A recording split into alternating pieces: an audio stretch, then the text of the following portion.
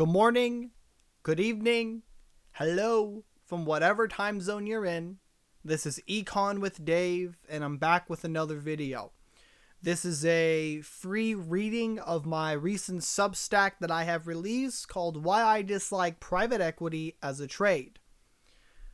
Now, Robinhood has rolled out some of the most innovative products, and I am a big fan of what they've done.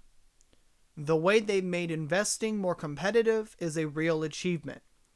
I believe that when investing is used correctly, it can create generational wealth.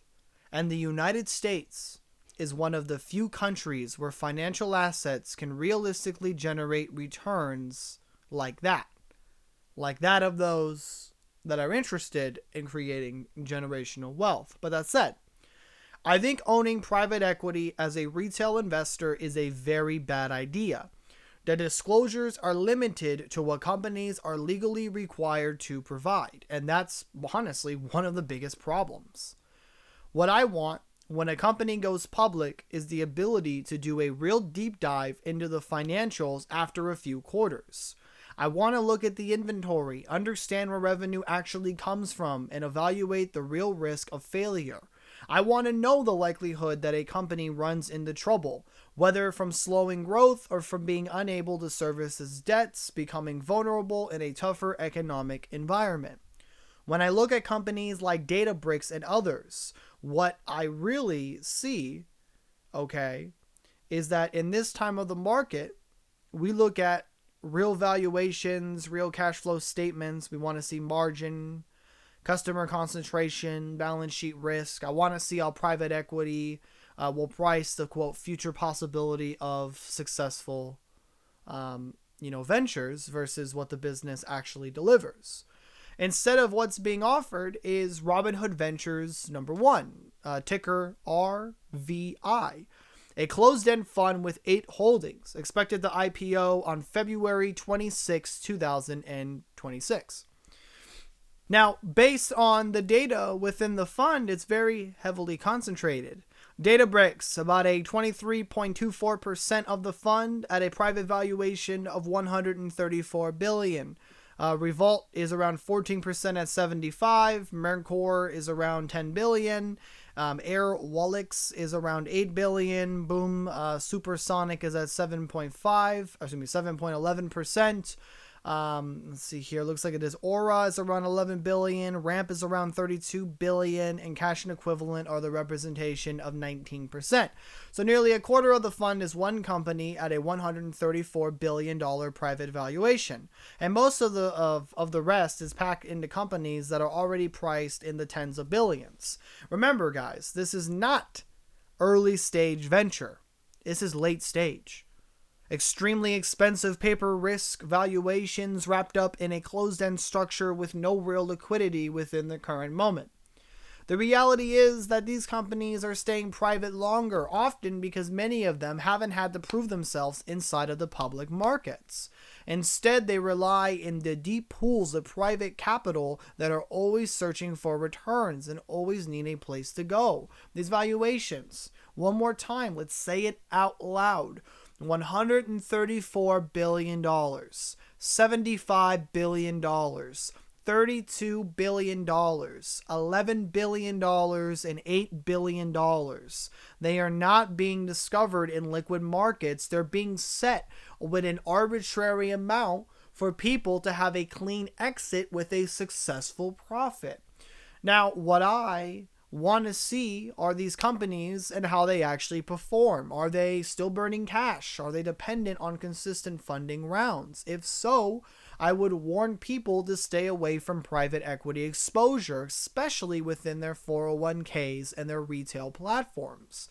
I don't think individuals should own private equity unless it's their business they actually participate in. My current employment is within a family-sized microcap business that is a locksmith company, operating contracts for some of the largest retailers within the world. If you own a business like that, or a laundromat, or a plumbing company, or even a small e-commerce business run out of a garage or a rented building, that's different. That's private investment. Using your own money in a business you control, taking real risk and reaping real rewards if it works out favorably. You don't have that here. What you have is a closed-end structure. No real liquidity and valuations that mostly only exist on paper. And here's the part people don't like to talk about. Who owns these companies right now? Let's do Databricks, right? The major shareholders are backers, including firms like Horowitz, Insight Partners, Fidelity, JP Morgan Asset Management, BlackRock, T. Rowe Price, and large pension funds, along with founders and employees. That's a who's who of institutional capital sitting on a $134 billion valuation. Okay? Do you want me to go ahead and keep going? You got Revolt, that's the Green Oaks, Dragoneer, Fidelity, Horowitz, Franklin Templeton, T. Rowe Price. These are big fish. I can keep going, but the list is just going to be relatively the same. So let's be honest. This isn't democratizing private markets. It's, I have been pumping this for so goddamn long. I have to dump it. I need to make my money out of this. It's been locked up in an illiquid asset. It's being repackaged and sold to us without public transparency and without public market liquidity. So for me, this looks like a lot of financial engineering, and this isn't necessarily because cash flows to these companies don't exist. It's because the risk and reward ratios do not make sense for regular everyday people. So you need to be careful with these kind of funds. Closed-end private market structures are dangerous for regular investors. You're playing games with NAV.